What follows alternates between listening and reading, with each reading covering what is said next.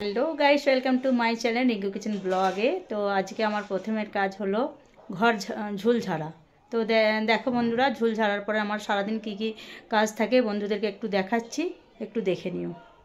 কাজ হলো এই লিওকে আমার খাওয়ানো, সকালে উঠে মুখ ফুক পুছে দেওয়ার পরে হলো খাওয়ানো। কাজ হলো এই বিছানা তোলা, ছেলের ঘরের বিছানা তোলা। ফুলগুলো ঝেড়ে নিলাম প্রথমেই, নিয়ে এখানে ঝুল ঝাড়াটা রেখে দিয়েছি বন্ধুরা। এখানে প্রেসারে ভাত বসিয়ে দিয়েছি, আর এখানে লিওর হচ্ছে মাছ সেদ্ধ, আর আমাদের এটা হবে মাছের কালিয়া। তারপরে আর কি কি হবে বন্ধুরা দেখতে থাকো।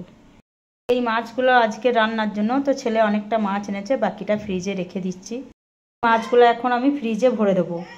দেখতে পাচ্ছ বন্ধুরা, মাছ অনেকটা এনেছিল, ওইখানে কপি রেখে দিয়েছি, এটা আবার কালকে হয়ে যাবে, ফ্রিজে ভরে দিচ্ছি। তো ফ্রিজে এখন রেখে দেবো মাছটা।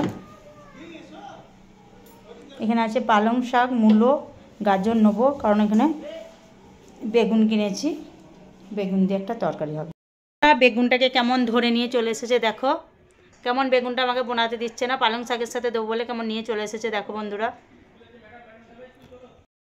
আমার বোনানো অলরেডি হয়ে গেছে। এখানে যেমন বনিয়েছি পালং শাক, বেগুন, গাজর, মূলো, আলু, আর এখানে শুধু মাছটা নুন দিয়ে মাখানো আছে, আর এখানে কেটেছি আম। এরপরে আমি রান্না করব।